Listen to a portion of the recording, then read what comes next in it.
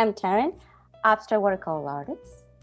Hi there, and I'm Sieglinde. I'm also an abstract artist, and it's our pleasure to welcome you to another episode of Artsparks with Taryn and Sieglinde.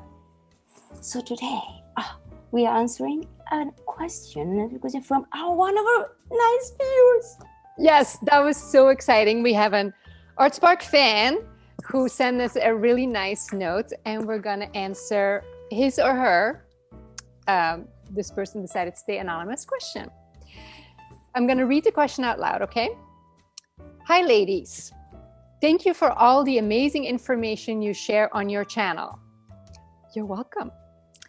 I've been collecting art already, and whoa, buying art from artists directly is so much fun. It became addictive fast. I know it's going to get to you. So here's my question. Since I am spending more and more money on art, I want to make sure I care for my pieces as best as possible. Any tips you want to share are most welcome. Thank you so much in advance. Oh, lovely, lovely. What a great question, right? Yes, yes. And actually, it give us like a lot of things to consider. All right. Yes. So, tips. Let's start with tips. Let's see, where are you going to put it? Placement. Where are you going to put it? What do you think, Sieglinde? What would you recommend? Oh my God, placement is huge. I would say that there's 4 factors really to consider with placement. Direct sunlight. Never put them in direct sunlight because your artwork will fade. Yeah. Humidity. Water. Be careful for artwork in kitchens and bathrooms. We can go a little bit deeper into it. But so number 3, speaking of kitchens, fumes, greasy fumes from cooking and grime.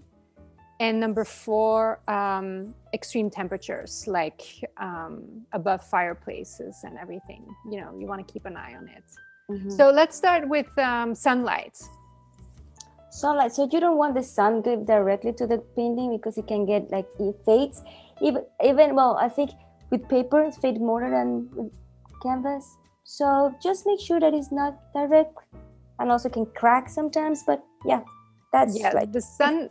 Direct sun is probably the worst you can do. That doesn't mean that if there's a wall that gets sun during the day that it cannot have an artwork, but maybe it's one of those walls where if you have an artwork there, you keep the curtain closed still for part of the day until the sun passes, or you keep an eye on it at least a little bit, right? Yeah, just check it out. If you try it, check it out, see how it works.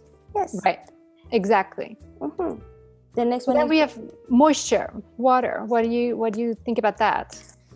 That's for bathrooms. That's a tricky one because I like to have artwork on bathrooms. Okay, so you just have to be sure that it doesn't get it. For example, if it's paper, just me that I'm always thinking about paper. It doesn't get in time of your frame because it can get a lot of moist in there, and then the glass can really get close to the paper. So I don't know. For me, it's paper and water don't mix together very well. So avoid it. So this is one of the reasons why if you do put artwork in a bathroom, this is the main reason why you use a mat inside a frame. It's so that the artwork doesn't directly touch the glass. So if moisture does build up, it doesn't damage your artwork. Yes. So definitely in a bathroom you want mats on all your stuff if it's framed behind glass. But also I have artwork in my bathroom, but of course I make sure that I use fans to keep the humidity at a minimum, and I chose artworks that have water as part of their process. So not photography, but for instance etchings or watercolor prints. I mean things that have water as part of their process, so that we know that the substrate, the paper or the base on which the artwork is created can handle some moisture. Like posters and photographic prints would not. But watercolor paper can handle it. Canvas, with canvas, I feel that the stretcher bars that are used to stretch the canvas, I feel that they start warping in moisture environments, and then all of a sudden you got this crooked canvas going on. That's that's the wood. Now, like in everything, that if you think that is too much, take a look. And like everything as well, careful with the mold, okay? You don't want mold in paintings either. Okay, so that's. But you don't want mold in your bathroom, so you want to have the fans going. Okay, and the windows open.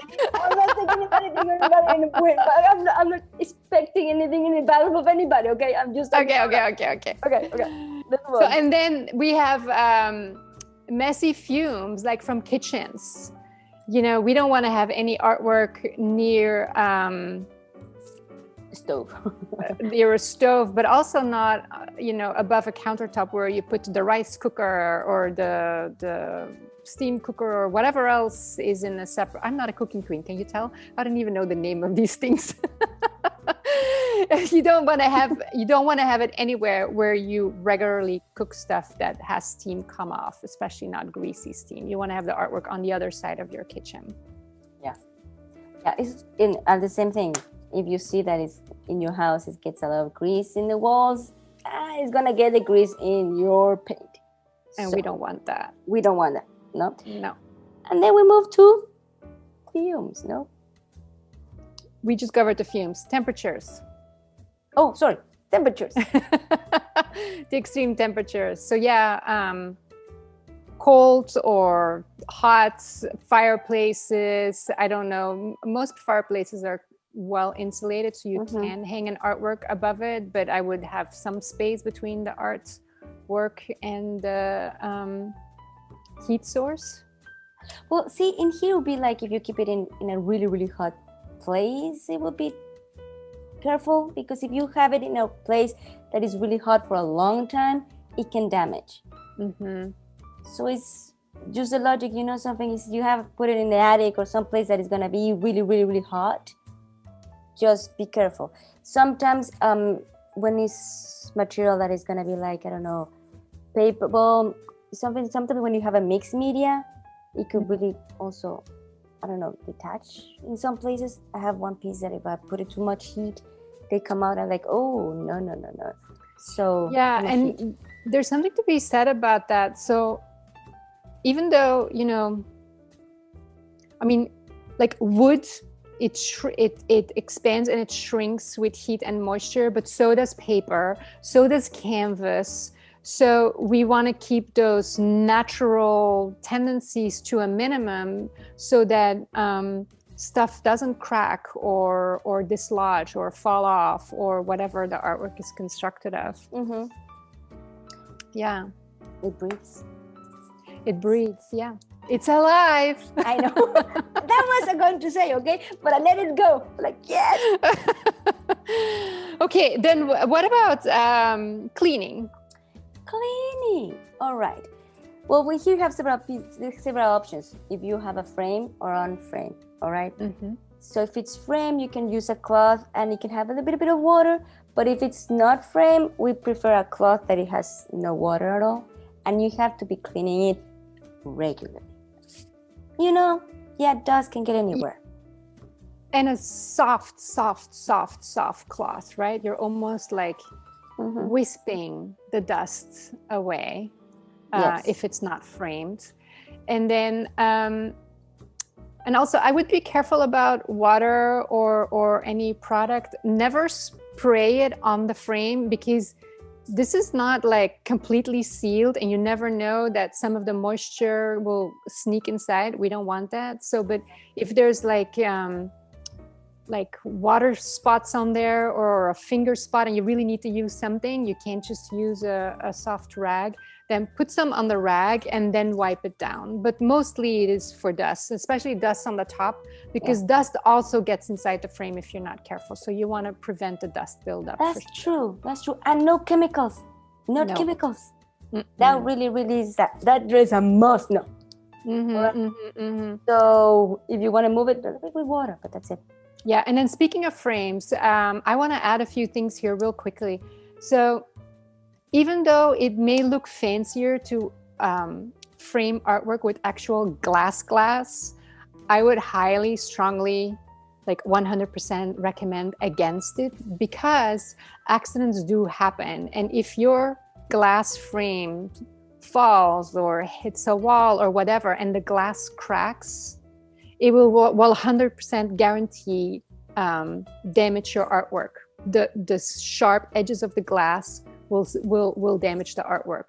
So I would use plexiglass, preferably non-glare, because otherwise you may be looking at yourself in your own artwork, unless you enjoy that, of course. But if you have access to non-glare plexiglass, that would be better. And I believe there's even UV protective plexiglass. Plexiglass? Yeah, but I feel it changes the colors a little bit. Well, there's this film on it. Well, so yeah, that's the thing with the non-glare. The non-glare has that quality, and then non-glare also is, well, they can change. Though I would have that one, the non-glare, leave it, well, then the UV protected the painting, but the non-glare, up to the people. Sometimes painting likes glare, sometimes the color comes out, and sometimes the non-glare works well. Mm-hmm. If you do a plexiglass, you have to be very careful, because you can scratch really easy when you're dusting. So you dust with really something that is sharp, it's gonna scratch it. Mm-hmm. So it just have to be a cloth that is going to be really soft. That is for that is going to be for plexiglass. And I have a great tip if you have a scratch in your plexiglass, but it has to be the one that is glare. And it's toothpaste. You know, the traditional Crest no toothpaste. You can put a little bit, and then you put it in the plexiglass. Careful with the edges. You don't want it inside of it. And then you clean it with a Kleenex, and the scratches are gone. Really? I didn't know that. I learned something new today. Yes. Okay, but be careful so that the toothpaste and the Kleenex does not get inside your frame. I mean, this is like miniature work, right? It's it's on the plexiglass, okay, guys? Okay, nothing. And now no, don't go into the edges, all right? No. Be very careful. Mm-hmm. Okay, awesome. Oh, and then paintings on canvas, you do not want to put those behind glass or plexiglass at all, because canvas really needs to breathe. You'll end up damaging your canvas if you really like squeeze it behind the glass thing. Yeah, and with canvas, you have to also be careful when you lay it down, because sometimes you have something in the back that can really damage the canvas. So be careful what you put close to the, like in the back or in the front of the canvas, because it can also damage the canvas. You know, they can make a dent. Or, in the end, you have to realize that canvas is like a really taut fabric. So if you lean stuff on it, you'll actually get a dent inside. I mean, God forbid, you may actually get a snag or a hole. All possible. Yeah. But just like if something's like pushing against the canvas, either from the back or from the front, you know, you will actually create like an indent, a bump, and you keep. I don't know how to get that out once it's there. So be very careful about that. So just to be reminded, okay, where you put it? Yes. Let me see. Did we cover everything? I think we covered most of it. And then so now full disclaimer. I wanted to wrap this up by saying that if something does happen to your artwork, don't try to fix it yourself. Take it to a professional who knows what they're doing, with the exception, of course, of Taryn's beautiful toothpaste fix the scratch in your plexiglass tip that we just shared. But we're still moving forward to disclaimer, okay? At your own risk. You may also just bring it to a professional to have it fixed. These just are tips so you can feel comfortable, like, yes, exactly. Your art is in good hands. Yes, if you follow all the suggestions we said today about protecting your artwork, because that's pretty much what you're doing when you try to take the best care of your artwork. If you're protecting your artwork, you can feel confident that you're doing everything right. And if something does happen, no big alarms, no panic. we just take it to a professional, or if you're in touch with the artist, you may ask the artist for advice.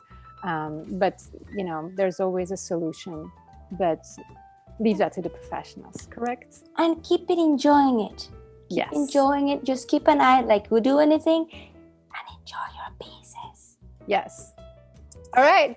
All Well, right. thank you so much for this question. This was awesome, and I hope this benefits everybody. And if you have a question, please share in the comments or send us a note, and we can pick up your question in one of our upcoming episodes, and it serves everyone. And look, even I learned something new from Taryn today about fixing a plexiglass scratch with toothpaste. Thank you so much for being here today. Please like and subscribe. This really helps us in the YouTube algorithm. And share this episode with anybody that you think might benefit from it. Any last thoughts, Taryn? Just let's keep this art, like it is life artful, okay? So keep it up. Yes, let's keep life artful. Thank you. Bye.